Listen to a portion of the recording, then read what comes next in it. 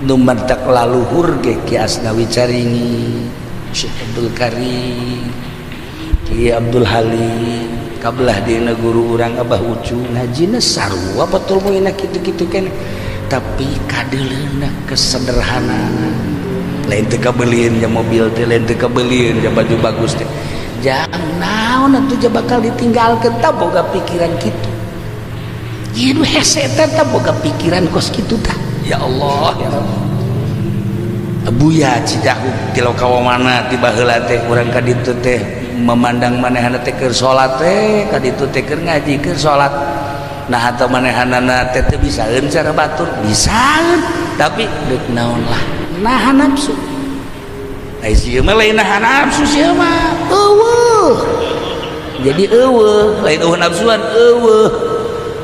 Hayang mobil bagus cakena lah atuh kajen kuku mah ge bisa eueuh. Hayang dahar ngeunah lah kumaha bisa eueuh jang meulina. Beda kerja nahan nafsu. Masya Allah karim. Nah ieu urang belajar nahan nafsu nu hese teh nu mantap.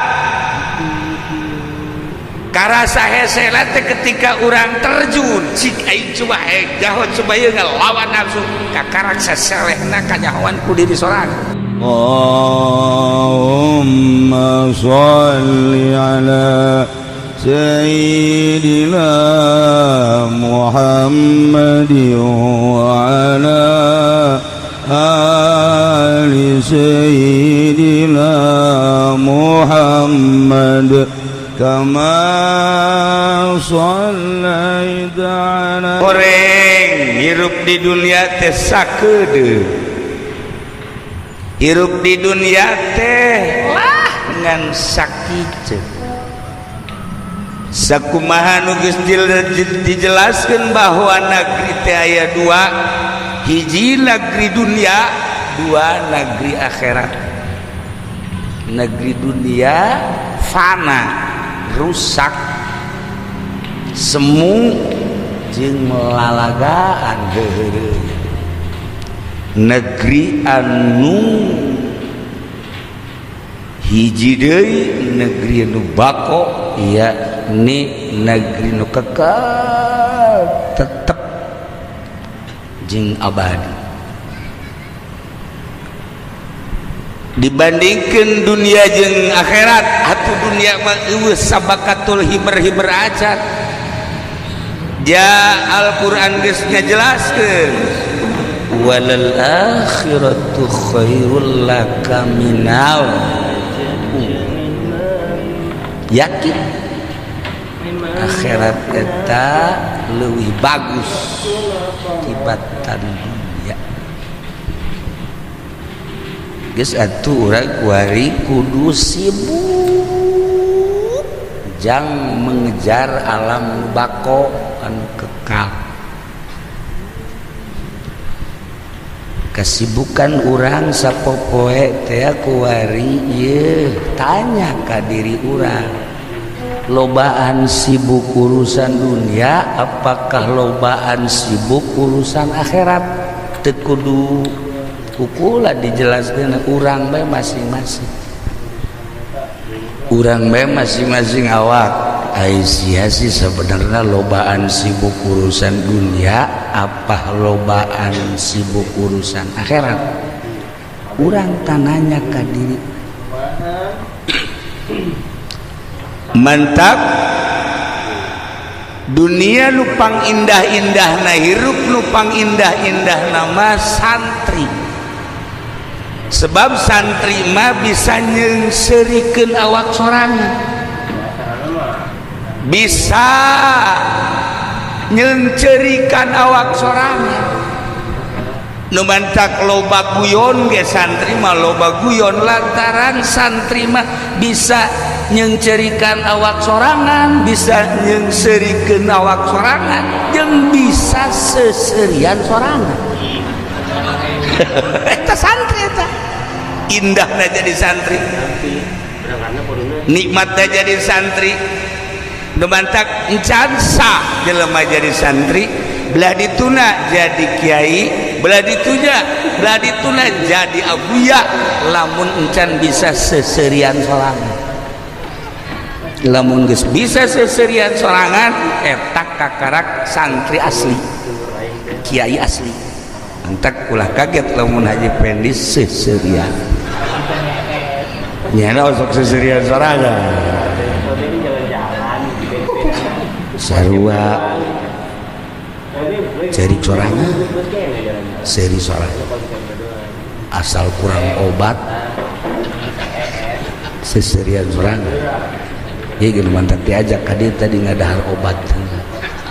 obat penenang tak nyanda iya kaderina kos sehat padahal mah masya Allah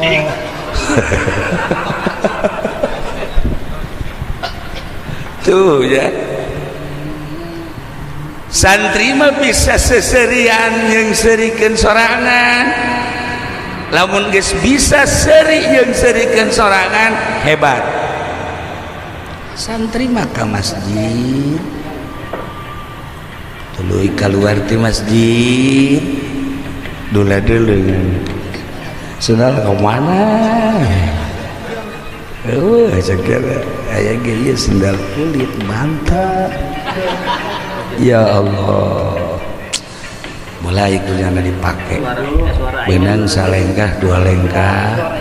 nyana ngahan jih tolol aing boloon aing aing sendal aing jepit ku daun balik make sendal kulit ih nyana ge seserian sorangan kan goblok ieu aing terjadilah eta kan santri bener aing sieun mah kan terus heurina tah bedana santri jeung sieun otak kos kitu malah mah bebeja ka babaturana eueuh sendal aing jepit aya ieu mantap eta bari seserian pan jahanam di bawah kunyana eta tuh santri bisa yang serikeun awak sorangan ketika santri wau jeung hiji awewe di deketan ku manehanana geus jelas awewena bogoheun ja santri mah karasep nu kasep toel ku manehanana wajarlah aya hijab make baju ditoel terus noel deui kan awewe mulai cek janji aing kos nu teu ngaji bae goblok meureun awak aing masya Allah pan aing mah ngaji kieu bae ge atuh kunaon aing noel nyana noel ku aing diteruskeun waktu beres mah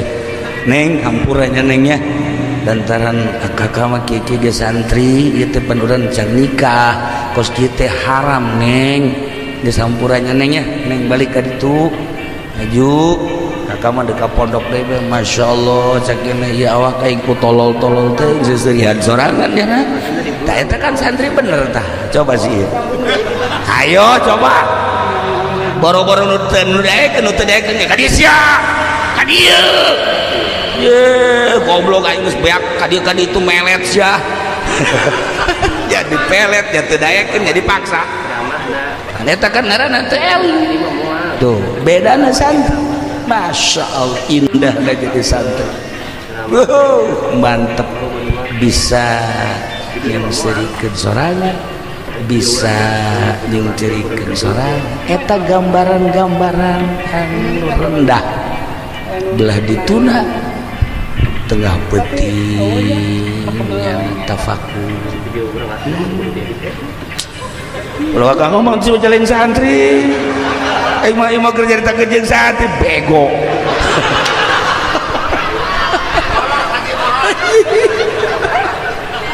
atuh aing mah jeung santri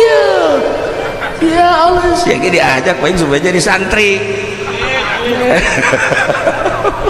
aduh merenung tengah peuting teh masya Allah santri mah langsung renungan anak kunaon batur geus karawin aing encan jasi awak teh jore-jore teuing kunaon atuh nanya ka situ teu daekeun situ teu daekeun awak sia teh tuh kan ceurignya teh tapi kembali deui geus aya di Lauhil Mahfuz tuh kan indah bae santri yo mau datang ke kawin ke jengu kumaha gas aing mah nungguan takdir eta indahna jadi santri eueuh we sedih eueuh tah kejadian maut sigana sarardih teh padahal ketika ingat wa bil qadari khairi wa syarrihi minallahi ta'ala eueuh sedih geus aya aturan Allah tah nikmat jadi santri teh kos kitu coba lamun teh jadi santri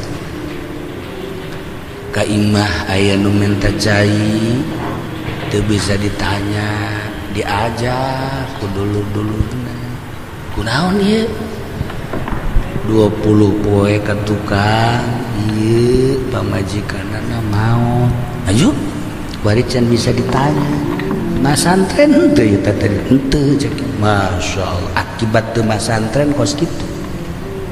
santri pamajikanna maot ya sejuta ganti aya ya tenang santri riweuhnya nama dek nu jangkung dek nu pendek dek nu bede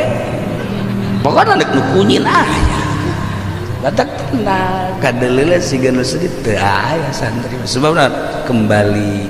ka Sang Khaliq masyaallah boro-boro segede santri segede ustad segede kiai jelema nu sok biasa ngaji bae ge asal ngaji bae kadeleuna siga nu sedih aya kadituna asal geus beres kembali ka Allah nikmat ngeuna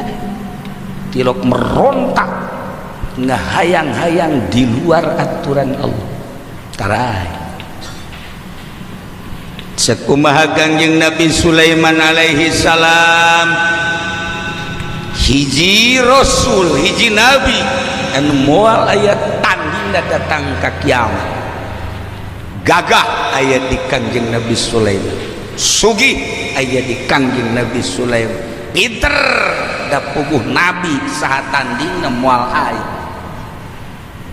bisa ngobrol teh lain jeung manusia bae jeung hewan bisa ngobrol jeung tatangkalan bisa ngobrol jeung angin bisa ngobrol jeung setan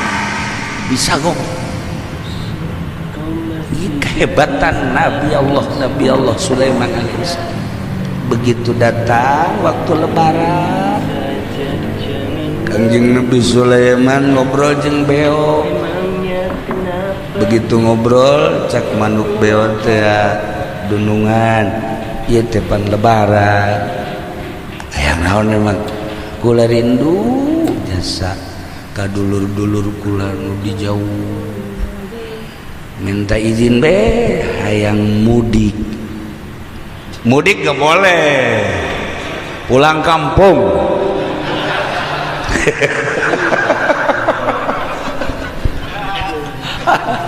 hebat presiden urang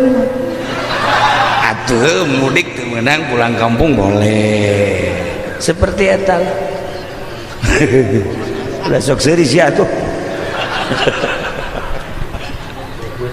tah oh cek Kangjeng Nabi Sulaiman sabaraha poe eta kaditu ka lembur sabulan abdi di perjalanan jadi lamun bolak-balik 2 bulan oh cek Kangjeng Nabi Sulaiman geus atuh ku ari mah dibere 3 bulan balik sabulan jang ka di sabulan jang di imah sabulan alhamdulillah cek beo nuhun dulungan abdi pamit balik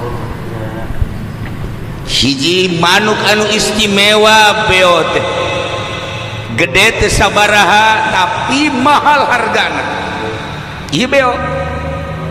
mentek di Turki mah di Turki jadi kaheureuyan manuk beo teh ku hiji wali hiji mangsa seorang wali mawa manuk beo ke pasar dijual lantaran bisa jasa ngomong nata manuk beo teh datang ka dijual 1000 dinar uang emas masya Allah bayar isukna nyana mawa kalkun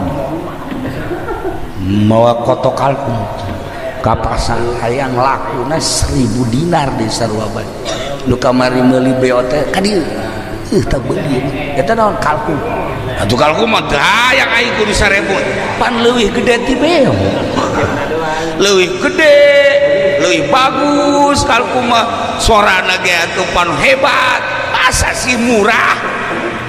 wapeh jelema embung ka kalkun mah hayang ge beo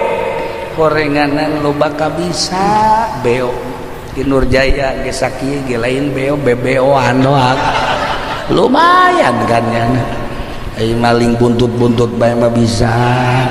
tuh kan tuh ari sieu mah kalkun